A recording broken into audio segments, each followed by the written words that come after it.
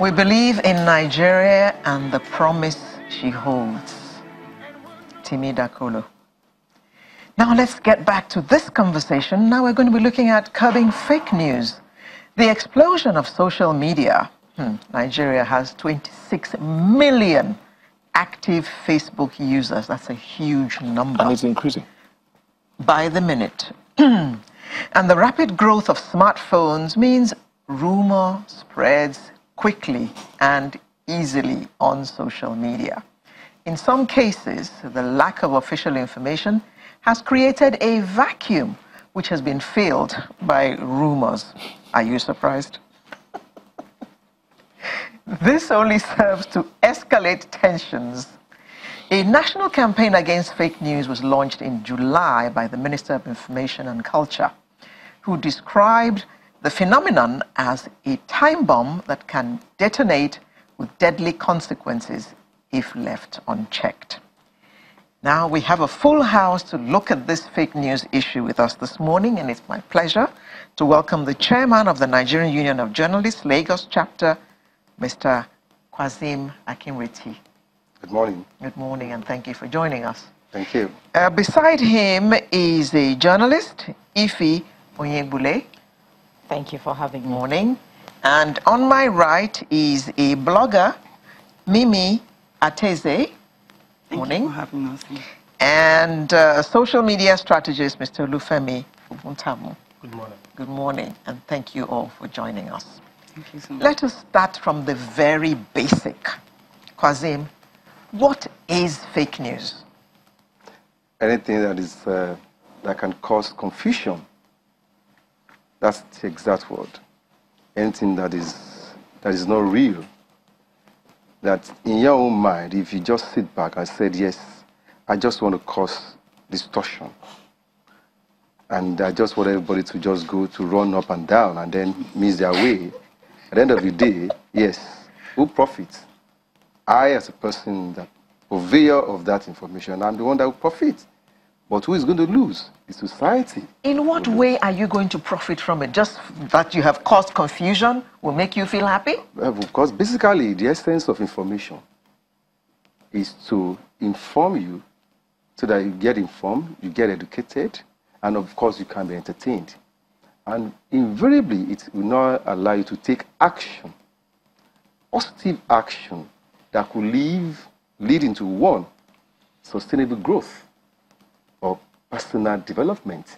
So if the information you are giving cannot satisfy these basic, parameters, then you have missed the way. And that's why journalism itself, rests on two key points. Veracity, you must verify the source of your information. Is it because if it is truth, yes, it is truth and nothing but the truth. And you need to justify it.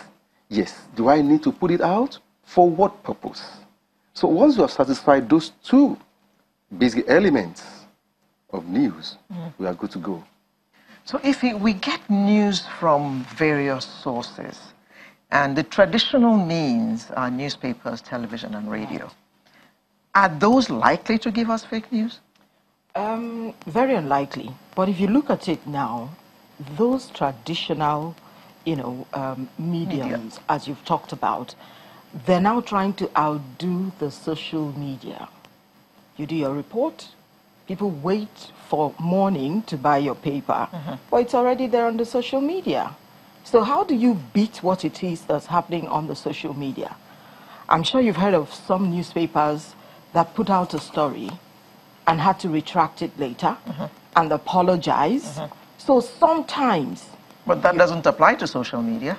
It doesn't, because people just do things. As long as you have a smartphone, you can buy data. You spit in your toilet or your bedroom. You just concoct something, put it out there. There is no way for, authorities to find you and hold you responsible. But for these other traditional media that you've talked about, yes, something can be done. They can also, spread fake news, as it were. Because as it is now, people are so lazy to go cover events and investigate stories. They call up their friends. What do you have? Well, yeah, that assignment. Send the story to me. Send the story to me. You read the same story on every newspaper. Of course, sometimes it's been embellished by one person. You don't even know who did that. You just put out the story like that. So something is fundamentally wrong. And until we're able to actually deal with it, we're going to always have problems. Femi. Yes. You were nodding your head as you were agreeing with what you were saying. Yeah, I mean, I agree. And again, she mentioned something about the fact that some social media people will just sit down in their toilet and post anything. So I want to disagree, even if I'm going to also, accept what she said. So what I would say is that the problem is not that these guys don't have what they do, or they just want to cause confusion, or they just want to post anything or say anything on social media. But the thing again is, I'm not, so this my point is not to give accolades to people who do it. But again, you need to look at traffic. So some of these guys might not even be at the point where something is happening, But they hear that, oh, there's a bomb explosion somewhere, and they need to report it because people need to visit their sites for traffic. So what they do is, they might not even have the pictures, the images from the incident, but then they see it online already. It's already on some social media platforms, some blogs and all that. So what they just pick it, look at the story, reform it, and push it out.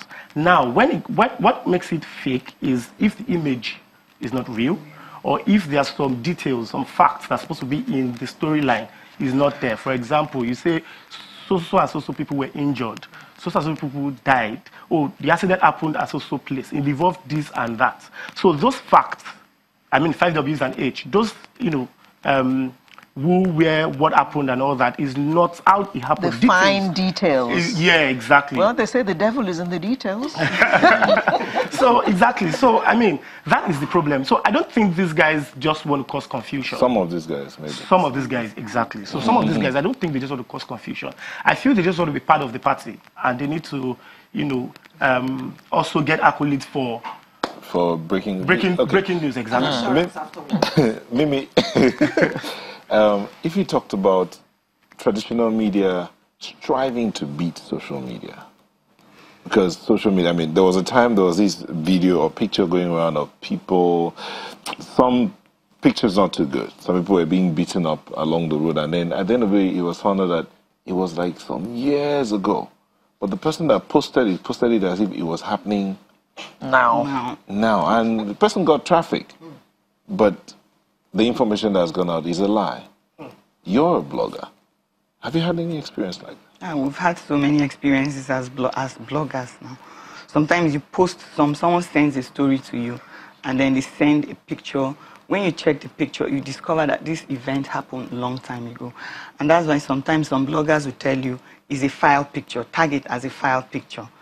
Okay. Just to illustrate. You are just trying to illustrate something that happened. Then when people see it, they say, this is a fake story, this is a fake picture, and all that. So bloggers do that a lot, especially if they cannot get the real picture of the incident that happened. So, and then the mainstream media, just like if you said, are really competing with bloggers now. Then people were buying their newspapers on the street. But now, if you want to get news fast, very fast news, you either go to Punch or Vanguard, and then Nige. Then Punch or Vanguard, they are the mainstream media that are now competing and all that. Then I think they discover that there's so much money because they're also getting traffic and all that, online traffic and all that. So are you implying that the fact that traffic would equate to money flowing, cash flow, of course, is what is fueling fake news? Well, especially on social media platforms. Yes. Well, Mimi, let's hear from you. You're a blogger, so tell us about it. Well, anyway, there are certain bloggers that monetize their platforms. They are monetized, and Google pays for visits, page views, and all that. So if your blog is monetized with Google, at least you get a token at the end of the month. They pay you some money for visits to your blog. And then if you see those adverts that always pop up on blogs and all that, those adverts, they attract visitors. And then if people click on them, it's still money counted. Cashola. And all that.